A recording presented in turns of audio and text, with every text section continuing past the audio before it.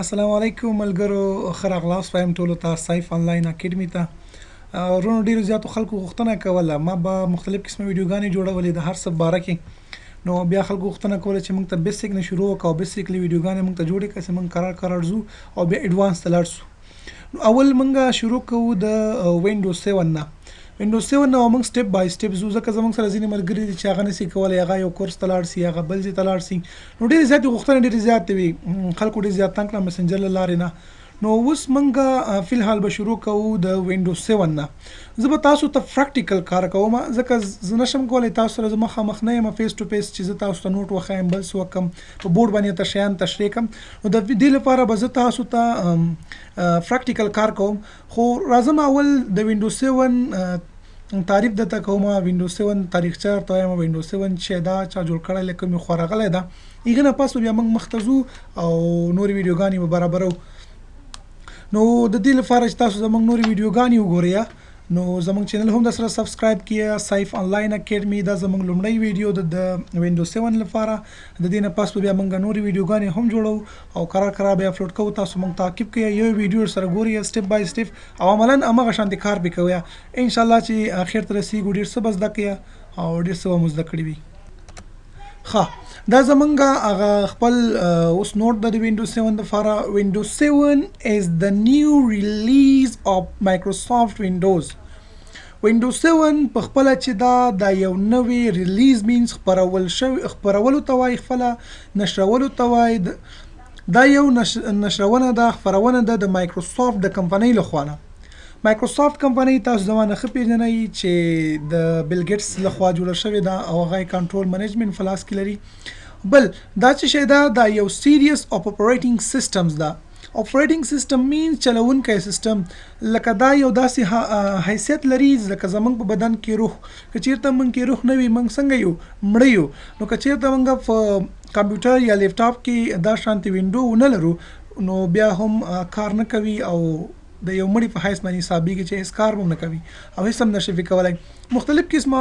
وینډوګانې موجوده دي ماک دا لینکس دا وینډوز د خپله هغه مختلف شیپونه لري او مختلف ځایونو کې مختلف شیانو لپاره مختلف پرپوز لپاره یوز کېږي موږ صرف ساده سمپل کار د وینډوز 7 کې چې ډېر کسان به پوهېږي او زده به هم خو موږ به نوي شیان نوي میټډ سره نوي طریقې سره تاسو سره خپرونې کوو نوي ویډیوګانې به جوړو ښه a series of operating system produced by Microsoft for use on personal computers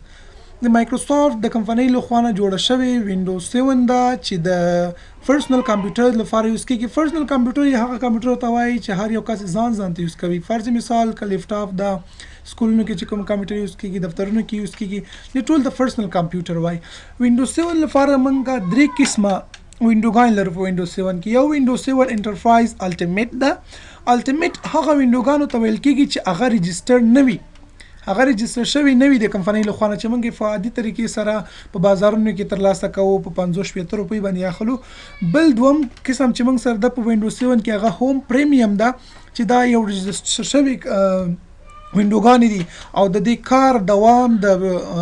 الټیمیټ نه چې دا ډېر زیات کم وي د دې ریټ قیمت هم زیات ده او هغه کمپنۍ د خلک خپله یو شخصي کمپنۍ دغه ترلاسه کوي چې د ډېر وخت لپاره دې ته کار وکړي بل موږ دریم کوم هغه چې لرو هغه وینډوز 7 سټارټر پروفیشنل ده یوزډ فار مینی کمپیوټرز د کوم کمپیوټر لپاره استعمالیږي چې هغه ته مینی کمپیوټر ویل کېږي کمپیوټر څه قسمو لري سوپر کمپیوټر دا مین فریم کمپیوټر دا مینی کمپیوټرز دي په دې باندې بحث کوو خو موږ چې کومه وینډو یوز کوو په کوم باندې کار کوو هغه ته وینډوز 7 انټرپرایز الټیمیټ وایي کوم چې ان ريجستر ده اوس دلته نوټونه ما سره ډېر زیات دي خو هغه نشرول او دلته ویل ډېر زیاته سخته ده دا ارشیفونه دي وینډوز 7 یو دا شپ ده بلې دا شپ ده د الټیمیټ د کوم چې موږ کاروو هغه پروفیشنل ده بله وینډوز نو د کې بیا موږ وروسته مختلف قسمه کار کوو او پرمختګ وکړو او مخکې به ځو بل ریکوایرمنټس فار وینډوز 7 کوم ضرورت دي د وینډوز 7 لپاره چې کوم قسم سیستم کې کوم قسم کمپیوټر کې موږ کولای شو چې وینډوز انسټال کو اوله خبره چې کوم دا ستا کمپیوټر به کم از کم سیستم فینټیم 4 وي او یا به د دې نه اوچتي فینټیم 3 کې به هم ستا کمپیوټر کې به وینډو هیڅ کله کار نه کوي او نه به کار کوي پروسیسر دومره خبره چې د پروسیسر ډیر زیات مهم ده پروسیسر به کم از کم ات لیست کم از کم چې وي 2.4 جی بي به وي درېمه خبره د ریم ده ریم باید چې 1 جی بي اوسي یا به د دې نه زیات وي او جی بي نه کم چې وي بیا به کې وینډوز کار نه کوي او نه به اوچته وي ویډیو کارت به 40 ام بي وي هارد ډیسک تر ټولو مهمه خبره ده چې ته په کوم ډرایو کې مثلا سی کې جوړه ای کې جوړه اف کې جوړوي ډي کې جوړوي کم از کم چې هغه لپاره ته 10 جی بي ځای ولري خپل وینډو چې دا وینډوز 7 4 جی بي 15 جی بي شاوخوا ځای نسی نو دا خبرې ما تاسو ته اوس وکړلې په الحال پروسیسر د مختلف علم غواړي مختلف قسمه خبرې غواړي ډیر زیات یو ویډیو په دې باندې جوړو پرېم باندې به خبرې کوم د کمپیوټر په قسمونو باندې به د خبرې کوم چې کوم کمپیوټر کوم قسمونه لري هارد ډیسک باره کې به خبرې کوم میموري په څو قسمه ده او څه د فار یوز کیږي نو دې باندې بیا موږ وروسته قرار کار کوو اوس به موږ راځو عملاً کار ته چې عملاً موږ څه وایو انټرفیس شه د وینډو د فار یغ کې موږ کار کوو لومړی خبره موږ سره چې دا مخامخ ډیسکټاپ ده ډیسکټاپ سکرین باندې موږ کار کوو دته ډیسکټاپ ویل کیږي دا مخامخ چې تاسو کومه شیشه وینئ مکمل دته ډیسکټاپ ویل کیږي د ډیسکټاپ خپل کلر چې کوم دا هغه بلیک ده تور کلر ده خو دا کوم مخامخ تاسو چې کوم فردا وینئ فی کوم وال پیپر وینئ دته وال پیپر وای چې سور شین دا مختلف قسمه رنگونه دي ته وال پیپر وای چې دا بیا مختلف قسمه رنگونه لري بل خبره موږ چې بده کې کوو په ډیسکټاپ باندې تاسو تخکاری د آیکنز دي او ډاونلوډ د پکې دغه کمپټیشیا د پکې ګوګل کروم د پکې نیټ بینز د پکې دا وانډر شیر فلمورا د پکې دغه خپل د آیکنز ویل کیږي یو آیکن و یو ته او آیکنز جمع ده